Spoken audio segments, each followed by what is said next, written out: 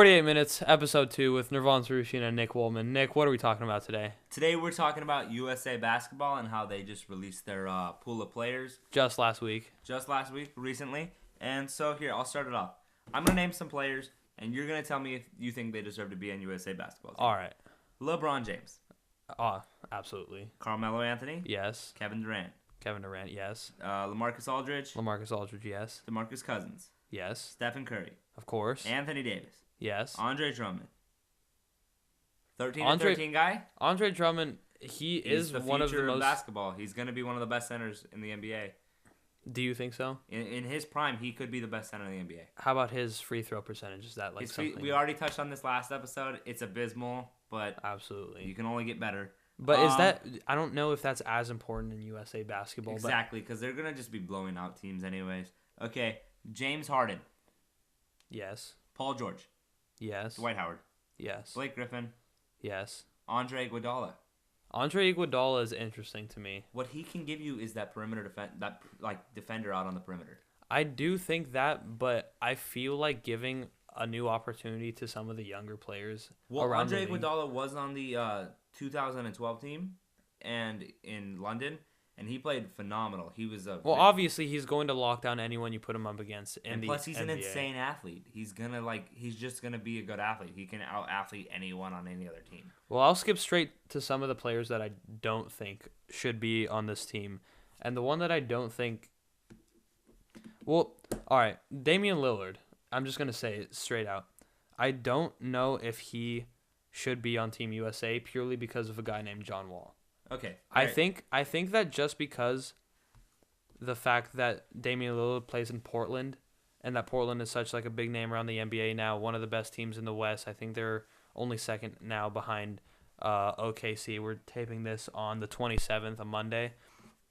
I don't know if he is as good of a player as John Wall. That is true. A lot of people give a lot of hype to Damian Lillard. I know we've had this argument. Don't get me wrong. He's an amazing player. He's one of the best three-point shooting point guards I've ever seen other than like Steph Curry right now. But as far as who has better numbers and who produces more often, and John Wall averaging 8+ assists per game on the Wizards with not much talent surrounding him. He has talent. He has Bradley Beal. Another name on that list. We'll touch on him later. All right, but like continuing this. John Wall versus Damian Lillard. They both average about 20, 21 points. They're both going to get their scoring. They're going to score. They're scoring guards by nature. But what John Wall gives you is that extra 3 assists a game. Plus, he's just a better defender. He gets he's averaging 2 steals a game. We were talking about this earlier, me and Nick.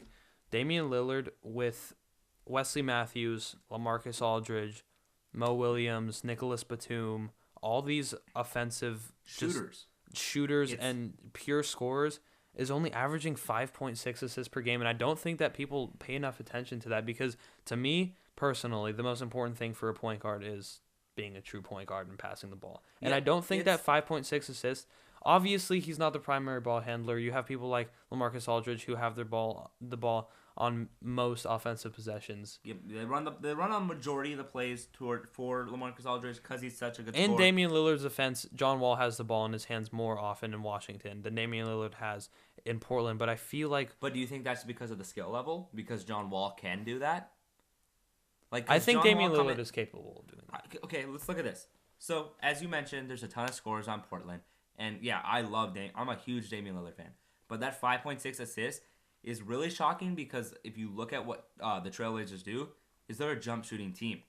They're not a team that's driving to the basket. They're not creating their own shot. They are the most effective offensive team in the league. Yeah, but the assists should be up because they're coming off of jump shots. And I think that clearly shows that John Wall maybe got gypped off not really. He got snubbed off not being on Team USA. Exactly. John Wall can do so much for a team. He's he's a statistically better player, like all around aspect, except maybe 3-pointers. Yeah, absolutely 3-point shooting. 3-point shot, like John Wall, like he was awful in that in college, high school. He's like a 27% career shooter from beyond the arc, but he stepped his game up this year, and he's just become a better player and a better leader. All right, well let's move on to the Team USA list. Who are we looking at next? All right, so another player, John Wall's teammate actually, Bradley Beal. Bradley Beal made Team USA. Okay, Bradley Beal, he was a rookie last year.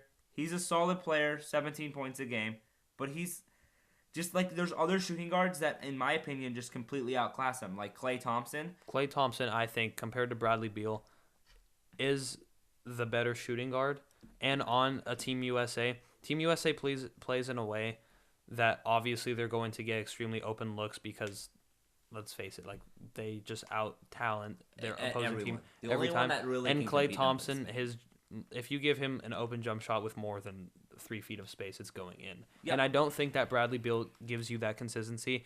And I think that Klay Thompson has been there for his team for a longer stretch of time than Bradley Beal has as far as producing every single night goes, because I don't really look down at the stat sheet and see a night that Klay Thompson, isn't existent for the Warriors. Well, here it is. Bradley Beal, he had some concerns coming out of college at Florida. He's 6'5" in shoes, barely. Most people list him coming out of the draft at like 6'3", which is about that's pretty good. That's almost elite size for a point guard. But for a shooting guard, that's on a really small side.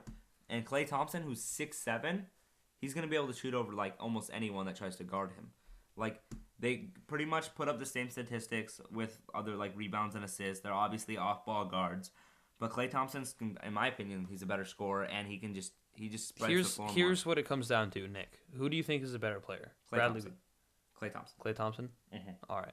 Hands down. All right. Another name that I wasn't quite sure if he should be there. You know who this is? Kenneth Faried. Let me read you something real fast. Kenneth Faried, you know that he's monstrous when it comes to the energy that he brings off the bench.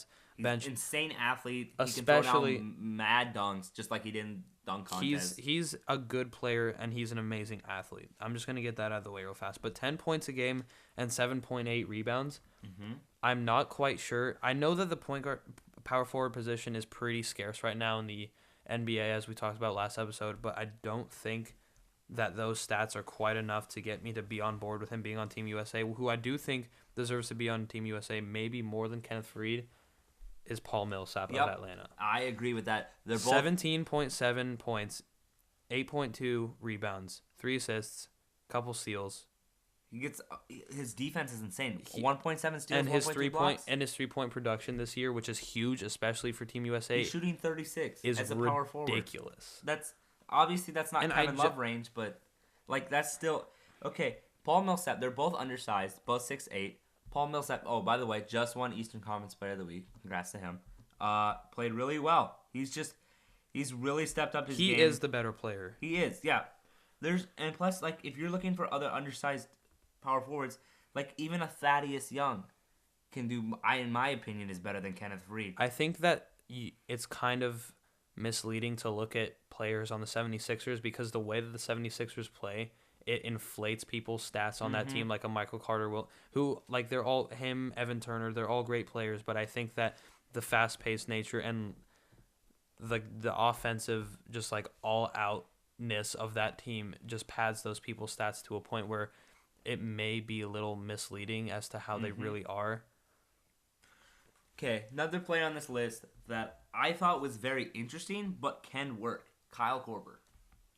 Kyle Korver obviously isn't like a ball handler. He's not going to like burn you off the dribble. Where do you think Kyle Korver ranks on the best three-point shooters in the NBA? Right now or all time? Right now. Who is there? I think he's got to be number one. It's got to go top 5, no order. I think Kyle Korver's one. But there's Kyle Korver. There's Steph Curry. KD. Ray Allen. Kevin Durant. Ray Allen isn't getting as many. Well, it doesn't because he's not on the Heat. Ray Allen went through a stretch. One of the best shooters of all time, like if not the best shooter of all time. I'm talking right now. Do you think that Kyle Korver is the best 3-point shooter? It's either him or Curry. He's got that. Steph? Well, the difference between him and Steph is that Steph does more for his team.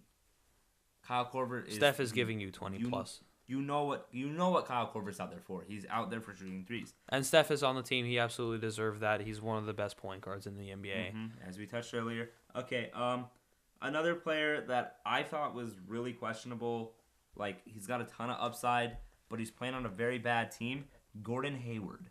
Gordon Hayward of the Utah Jazz. He's averaging 17, 5, and 5, which like isn't bad, but I don't know. There could be other. I just think there's better players like suited for that. Like I think Gordon Hayward more than any of these other players. You have players like Kawhi Leonard and Bradley Beal who are new to this whole Team USA process, but I think Gordon Hayward, just by being on Team USA, is going to be someone who benefits hugely from it. Like you saw Anthony Davis. You saw a player like Anthony Davis come out of that just amazing. And then Kevin Love, who people thought was the weak link on that Team USA team, and then comes out to be the best power forward in the NBA. Maybe LaMarcus Aldridge is taking that over now. But still, you see people learning from players like LeBron James and KD and Carmelo, who have done this all before, and Kobe, obviously. But they seem to really learn from it and take that talent that they were around into the NBA. The only problem I have with Gordon Hayward being on this team is he plays the small forward position. But look at this. LeBron James, Carmelo Anthony, Paul George, Kevin Durant. Yeah, they're pretty loaded. When's he going to play? He's just going to write. Well, keep in mind, this isn't... Obviously, I know this is not the team. This is just the pool. But, there's some players on here that there's zero chance, in my opinion, that they're going to make the team. Bradley Beal's not going to make it. Kenneth Faried Do you think that Kawhi Leonard has any chance? I don't think he does. I like Kawhi Leonard. Do you think that Greg Popovich has a chance? He has a reputation of being someone who, if a player needs rest, he's going to rest them. And Kawhi Leonard is pretty much bound to be an integral part of this 2014 championship run. For the San Antonio Spurs. Kawhi Leonard this year was supposed to take that big step, take it over, make this and his team. And no one has given up on him yet. Obviously he hasn't been terrible. He has 12 points a game. 6 rebounds, 2 assists. He's a great defender. It's just, again, playing the small forward position. I don't know who he's gonna start over. Keep in mind, Nick, that Kawhi Leonard doesn't get a huge amount of minutes. That's true. Not a lot of people in the Spurs really they don't play excessive minutes. That's just Greg Popovich. But that will change once they get into the playoffs. They're gonna get their 50 plus wins in the regular season. It's been forever since they haven't. But there's a lot of other interesting locks on this team. There's a ton of point guards, as we talked about in the last episode. You know who else we haven't talked about that I think probably deserve to be on this list rather than Bradley Beal is Lance Stevenson of the Indiana Pacers. Lance Stevenson in the past few weeks, if you haven't been watching, has been just amazing for the Pacers. He has so much fun with the game of basketball, too. Just watching him run up and down the floor, just full speed at anyone and grabbing every rebound and doing things that most shooting guards won't do. I just don't see how he isn't more recognized, which he is gaining recognition, but a player like Bradley Beal definitely I don't think is as deserving as he is. Another shooting guard, DeMar DeRozan maybe, who's he's a lot of people are saying he's going to be an all-star this year because he's averaging 22 points a game. He's stepped up his shooting percent. He's stepped up his 3-point shooting percentage. He's become a better all-around player. I don't know. I like him. I like him more than We can agree that there's a lot of people who it was a toss-up of whether or not they were on this Team USA roster. There was obviously, how many did they take? They take 15.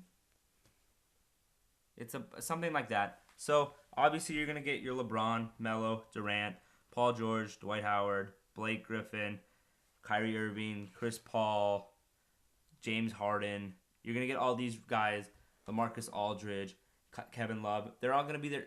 The thing is, what they're looking for is that little, there's going to be maybe 2 players on this pool that we're, talking about questionable that can actually make it. They're going to have... Do you think that there's some potential Team USA players on here that maybe we're not sure of, but... I feel like there's going to be some players that aren't going to be able to do it. If anyone, I think that questionable player will be Damian Lillard because he's the closest to that next level of being on this tier with Melo. But I still, as we started off the podcast talking about, don't see how John Wall did not make this. Yeah. I mean, if you watch John Wall play, the amount that he does, Washington doesn't have a huge lack of talent, but as far as being compared to some of these other players' teams, the fact that he's dishing out these many assists and taking the scoring load and just doing it all for this team, I don't get how Damian Lillard, a player who has all this offensive talent around him, has an established offensive team, has a jump shooting team, has so many options to dish the ball to. I don't see how he, with his lesser stats than John Wall, has made this. Yeah, it could be the couple game winners he had earlier in the year. Those were really fun to watch, too. All right, well, we're done here. 48 right. Minutes, episode 2.